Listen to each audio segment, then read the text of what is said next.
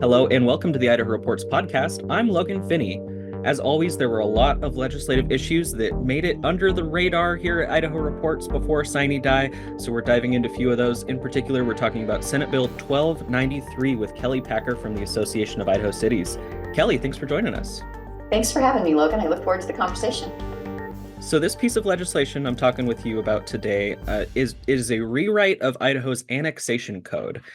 So that's why we have you with the Association of Idaho Cities. Can you explain for us what is annexation and why do cities do it? You bet. So currently in Idaho, you have 44 counties, and then you have 198 cities. The jurisdiction for authority for services resides within one or the other of those two entities. If your property is not within a city boundary, then you are under the responsibility of county commissioners and county offices for the varied services that you might get, anywhere from emergency services to streets to etc. However, growth is happening not just within city footprints, it's also happening outside. And sometimes you'll see developers take land that they own in the county jurisdiction and they'll create small little communities. But maybe down the road, those communities either want additional services, they want quicker response times on emergency service needs, or they want streets repaired more often, or maybe they want other services like walking paths and parks and stuff that you don't find within a county jurisdiction typically. Sometimes at that point you will see residents of those areas ask a city to annex them in because they want enhanced services. Sometimes they'll come to us though because water and sewer systems are failing, either private septic tanks or wells are drying up. Quite often, that is when you will see residential areas that ask for a city to annex them in so that they can have the water and sewer services of a city, because it is typically a better system than what they would have out in the county. So quite often annexation happens, and what that means is the city then creates an area or identifies an area that they're going to include now in their city footprint. And they annex them into the city boundaries, and the boundaries are withdrawn, and now it's a city, they're under city jurisdiction rather than county. And typically you'll see that happening because of the request of outside entities. Oftentimes it's business related, but sometimes it is residential. Or sometimes you'll see it initiated by a city if they've grown out and around an area, right, in large part. Now, those are called enclaves, which is something that is an interesting facet of Idaho's growth. And often cities will say, okay, now we're providing all of these services around this area, and they're now benefiting from all those services at least in large part, maybe not water and sewer hookups, but the rest, streets, parks, emergency services, etc., without paying any of the freight. And so eventually it becomes the responsible thing to do for a city to annex them in so that everybody's paying the same property tax bill for those same services rather than some neighbors getting it for free. Sure, because if we think about kind of the layer cake of governments in Idaho, we're all in Idaho. Yep. All of us live in one of those counties, but you only live in a city if that city has been put up and set up there.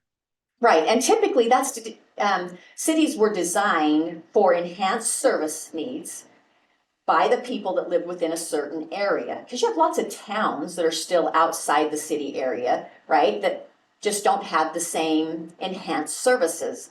Like a local law enforcement department, you just have the full county sheriff's footprint.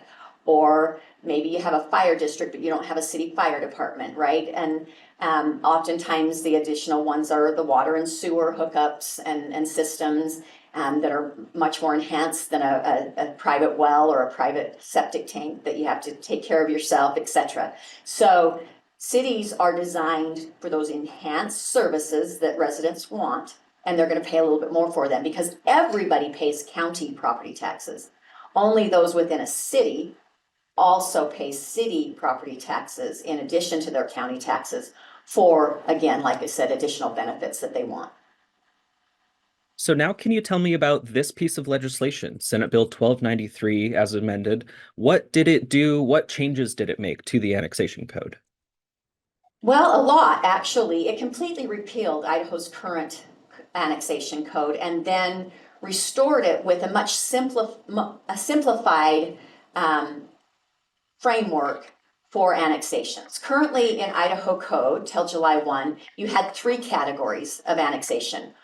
Category A is known as voluntary annexation, where the people that come to the city, everybody agrees that they want that annexation. Either it's a one property owner, right, that's asked for it and the city's great, or maybe it's multiple parcels, but they all want that same annexation. So that's voluntary and it's easier. You still have to notify, but you don't have to hold quite as many hearings or put quite as much in publications, etc. So a little bit quicker, a little bit cheaper, a lot easier for a city to navigate. Category B is what they call involuntary annexation, and that's where, at least in current code, 50% of the proposed area wants it. Now, sometimes, most often, it's higher, but not 100%. Not everybody, right? But you can't just annex this house and not this one. And then grab this one again. You have to kind of look at the whole area and figure out what's going to be the best and the right fit for the majority. So that's currently category B. And then was also in Idaho code category C, which is forced annexation, where cities could just say, we're annexing this in, like it or lump it. Didn't happen here in Idaho because you have very conservative, very responsible, thoughtful elected officials at the local level that care about private property rights and were very carefully navigating when they did certain types of annexations. So you never saw cities use that forced annexation. You would sometimes see the involuntary, mostly you'd see the voluntary, full voluntary. So as part of this, cities agreed, let's get rid of category C, let's get rid of the forced annexation because we don't use it anywhere. But we need to keep those other 2 because there are times when, especially in the event of a failing water and sewer system, where people have come to us and want to be annexed in, but you still don't get 100% buy-in on it. And the city says, yeah, it's the best decision for the health and safety of the folks that live there and for the area as a whole. And so they still do it. So simplified up code, we really like that. Gave away forced annexation. We also gave away implied consent, which prior to July 1, basically, if you came and asked to be hooked up to city services like water or sewer, the city would do that, and you were implying that you agreed to annexation down the road eventually. Because it might be easy enough for them to run a line to you and get you taken care of and fixed, but they still weren't ready to quite annex you in, or there were other elements in between you and them that needed to be taken care of first, because you can't annex without a contiguous footprint. So if you hooked up to city services, you were implying that you agreed to future annexation when the city was ready. They didn't like, the bill sponsors didn't like that. They wanted written expressed consent. And we said, fine, that's fine, we can do that. So if you had implied consent prior to July 1 of this year, that's going to stay in place, you're grandfathered. But anything after July 1, if you hook somebody up to a city service, you better have in writing that they recognize that they are agreeing to be annexed down the road, which is, wise anyway. That would be wise counsel that I would recommend to our members anyway. And so that's what we have told people is, moving forward, do not hook anybody up or provide any city services to anybody outside your footprint unless you have something in writing that makes it very clear to all involved that that's the intent down the road.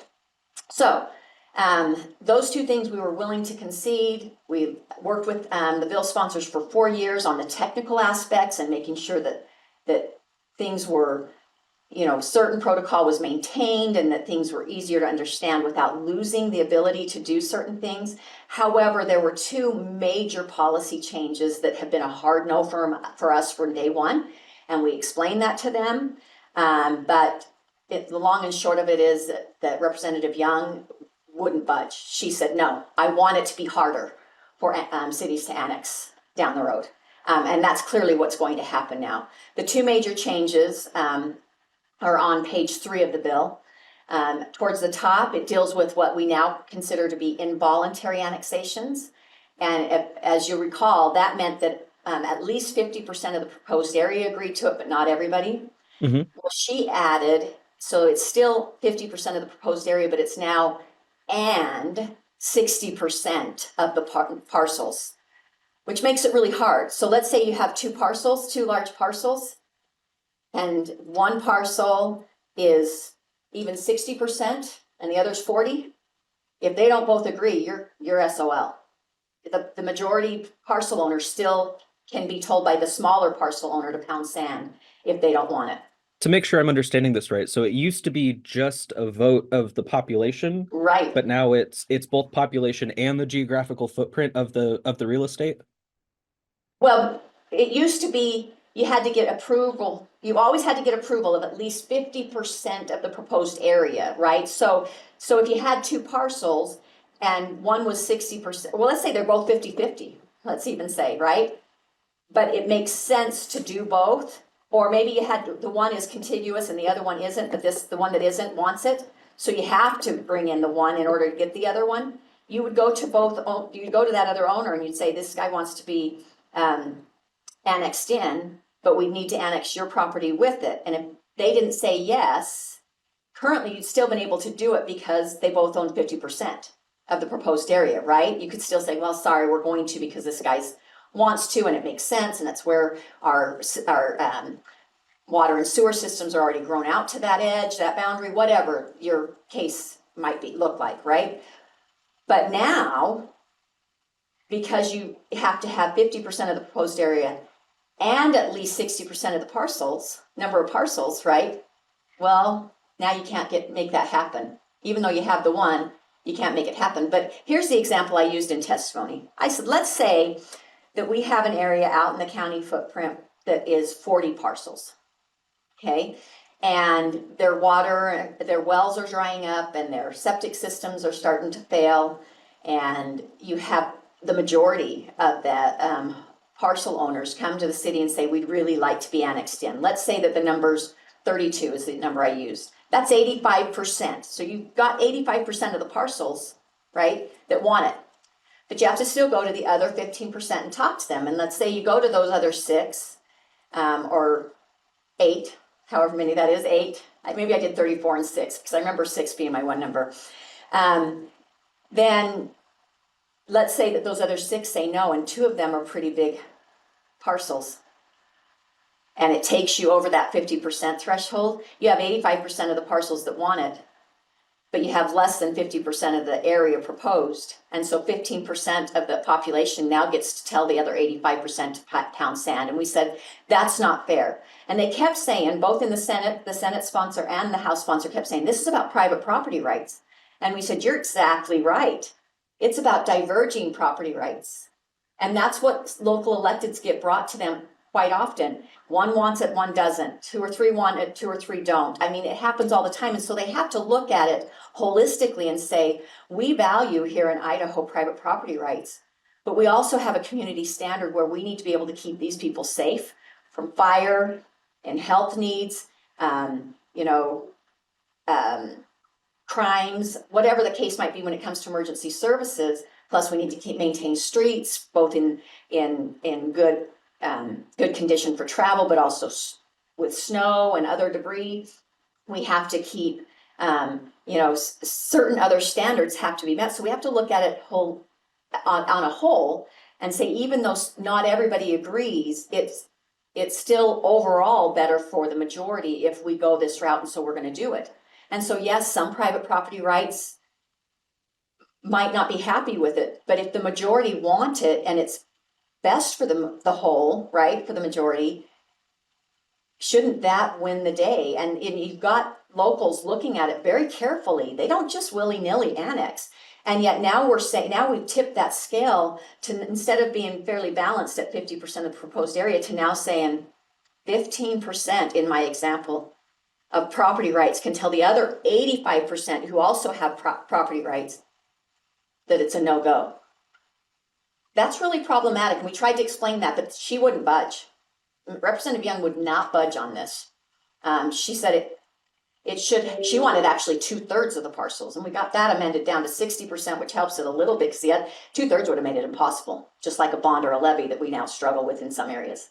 So anyway, the other major policy, and I don't know if you have questions around that, Logan, before I move No, on. I was going to queue you up to move on to the second change. So go Okay. ahead.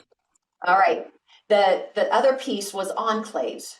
So as I explained earlier on, when you have an area that's mostly surrounded by a city can now annex them in without having to jump through all of the other hoops. They can just do it. It's easier. It's kind of like a voluntary, even though everybody might not want to. Once you hit a certain number, and that number has been since 2008, negotiated with legislators at the time, has been 100.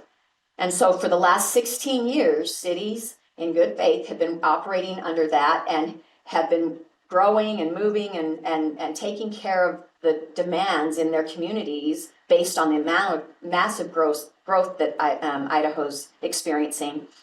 And there's been these pockets of 100 or less in some cases developed because they were trying to do all these voluntary ones now first. Now we have literally hundreds of enclaves throughout the state, and that's going to be the next responsibility that they have to face. In fact, in Idaho Falls, they did all of their category A first and have just recently started on their category B, and they've got, I think, like 30 in their city. But what happened in this legislation is that Representative Young took it from 100 down to 30.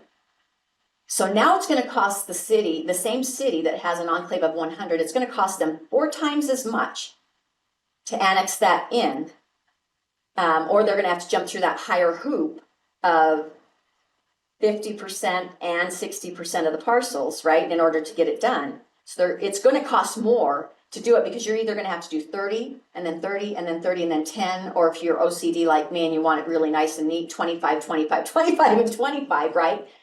4 times the cost, or you're going to have to do the extra notifications and all the extra staff work and all the extra public hearings, which all costs. So instead of saving property taxpayer dollars, these legislators just increased the burden to everybody. Or you have to just ignore those folks that are getting all these services for free and let everybody else continue to carry the freight while these guys get it for free. The other piece, the other language, and they kind of fixed this, but not the way we'd like. In current Idaho code, it's surrounded on most sides is the threshold. They wanted it surrounded on all sides. And we explained that's an impossibility in some cases. Let's say we surround it on 3 sides, but there's another city on the 4th side. We can't do anything about that. Or let's say we're Twin Falls and we have a gorge, a cliff. You want us to have to put, cliff homes on the side of that so that we can actually count it? Or federal land, state land, utilities like railroads, some of those types of things that we can never, ever annex in, right? And so they did kind of modify it. They added some language like where legally able or something, because we explained there are circumstances where that's an impossibility, either with natural barriers or other unforeseen barriers like other city footprints, state and federal owned, etc.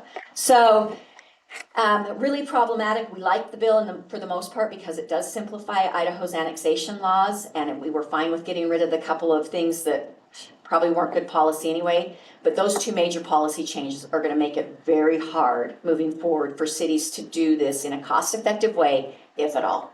So just to make sure I'm keeping up with you here, it used to be, so we had these situations where cities were slowly expanding, but they would not expand for these developments that were 100 parcels or less because their expectation was they could just take the whole 100 parcels all at once, right? Well, so basically they would navigate it. They wouldn't necessarily try to carve out those, but when they would have those conversations, let's say that one neighborhood came to them and wanted to be annexed in, and they said it would be best if we could do this one and the one next to it, but when they talk to the one next to it, they don't want it. Well, then they might still go ahead and do the one that wanted it, right? And then let's say on the other side, eventually another subdivision wanted to be annexed in, and that one still didn't want to. Eventually, it just slowly happens. Well, then that would have been then created a situation where eventually they could, regardless of whether that one ever wanted it or not, right? And so that's where we find ourselves in a situation where now 16 years later, we have hundreds of those across the state in cities. And it just got even harder to pull those folks in, or more costly if they are going to chunk it. So they're going to have to either chunk it or get the approval from those folks. And so it's either going to be impossible to do it, or it's going to be 4 times the cost. And it's just really unfortunate that our legislators refuse to hear that, especially the bill sponsors. And I had a conversation in the Senate committee hearing where I said, she says, we're not going to make it impossible. I said, no, I'm not saying you're making it impossible, but you are making it harder. You have to acknowledge you're making it harder. And in some cases, you're making it more expensive. And she says, I said, because these 2 things are major policy changes. They're not just cleaning it up like you keep wanting to say. These are policy shifts. And she finally said, you're right. And the legislature needs to make the decision whether they think it should be what it is now or whether it should be harder. And unfortunately for us, they made it harder. And what's sad is that unfortunately for residents, they made it harder, because there are going to be circumstances where there are failing systems, and there's going to be the minority that holds it up for the majority, and we're going to just say, sorry, there's nothing we can do about it. Call your legislator. In fact, specifically call 1 or 2 specific ones who brought the bill. You kind of referenced it earlier in the conversation, but this is a bill that's been in the works for 3-4 years now. Can you give me some of the background to what was the impetus for this and why are a handful of lawmakers so invested in it? Sure. So in 2016, I believe, and I might be off, give or take a year on some of these dates, but I believe in 2016, the city of Blackfoot decided to annex in. They were approached by some parcel owner that wanted to be annexed in. And when they looked at it, they felt it was best to do a bigger footprint than just that one. So they annexed in, and there were some, including Basic American Foods, I believe, and then Groveland Water and Sewer, that were not happy about that annexation because it encompassed part of the Groveland area and the Groveland footprint for Groveland Water and Sewer. Not all of it, because that's where Representative Young lives, and she was not part of that, but she was still, her neighbors were impacted by it, as was her water and sewer system. That was the impetus for it. The next year, or actually in 2018, I believe, not the very next year, but in 2018, I think she started working on it in 17 and 18, I believe, with Mayor Jaron Wagner, but then Representative Wagner. And they wanted to clean it up, and they worked with those folks that I wasn't here on some of the language. I don't know if they worked with city folks. But eventually, I know that she reached out to me, but I believe when I first got here in 2020, after the 2020 legislative session, and they hadn't been successful getting it through. So she reached out to me and asked for some help, and we sent back feedback that said, here are the technical components we'd fix in it if you were going to do it. And then again, we don't like these 2 major policy changes. They are non-starters for us. She incorporated some of our proposed language and recommendations, but would never, ever jump off of her policy change stance. And so we opposed it, and we worked hard against it. It didn't even get printed at that point. In 2022, I believe she brought it again. And this time, again, she sent it to us. We gave her feedback. She made some changes, but still non-starter for us because of those 2 major policy changes. We were able to get that stopped, and that year, because of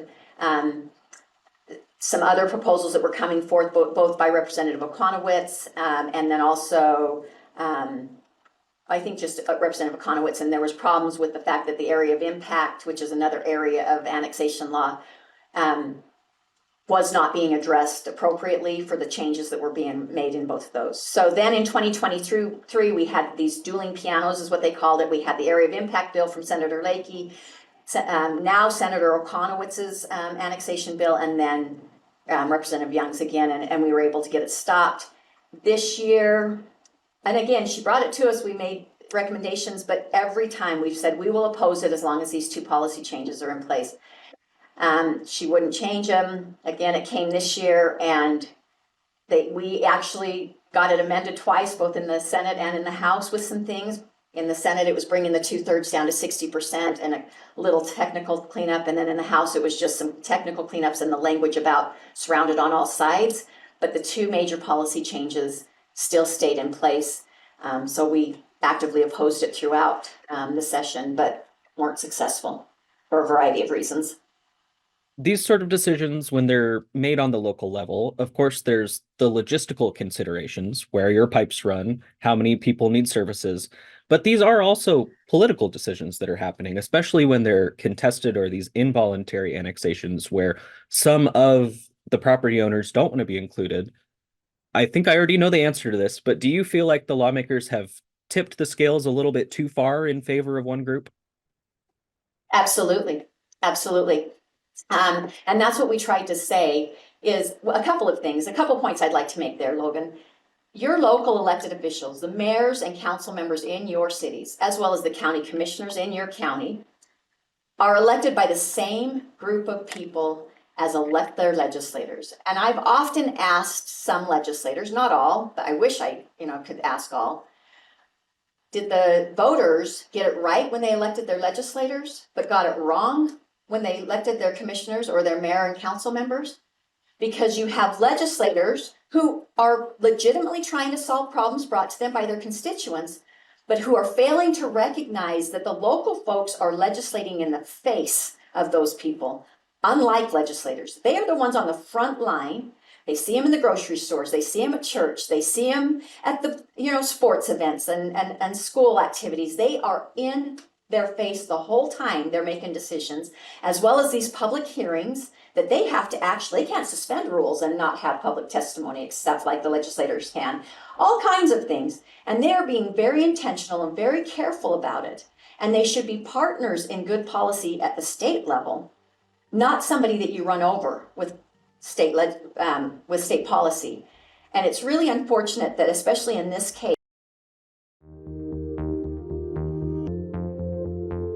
Hello, and welcome to the Idaho Reports podcast. I'm Logan Finney. As always, there were a lot of legislative issues that made it under the radar here at Idaho Reports before sine die, so we're diving into a few of those. In particular, we're talking about Senate Bill 1293 with Kelly Packer from the Association of Idaho Cities. Kelly, thanks for joining us. Thanks for having me, Logan. I look forward to the conversation.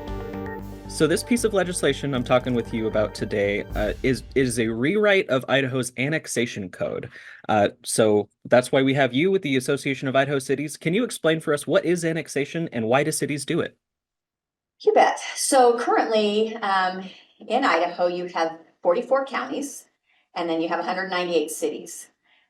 The jurisdiction for authority for services resides within one or the other of those two entities. If your property is not within a city boundary, then you are under the responsibility of county commissioners and county offices for the varied services that you might get, anywhere from emergency services to streets to etc. However, growth is happening not just within city footprints, it's also happening outside. And sometimes you'll see developers take land that they own in the county jurisdiction and they'll create small little communities. But maybe down the road, those communities either want additional services, they want quicker response times on emergency service needs, or they want streets repaired more often, or maybe they want other services like walking paths and parks and stuff that you don't find within a county jurisdiction typically.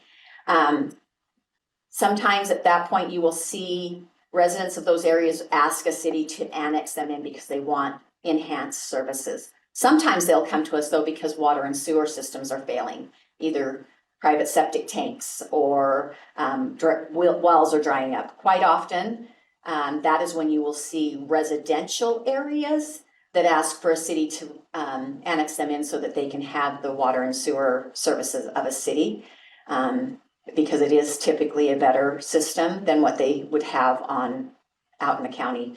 So quite often annexation happens, and what that means is the city then creates an area or identifies an area that they're going to include now in their city footprint.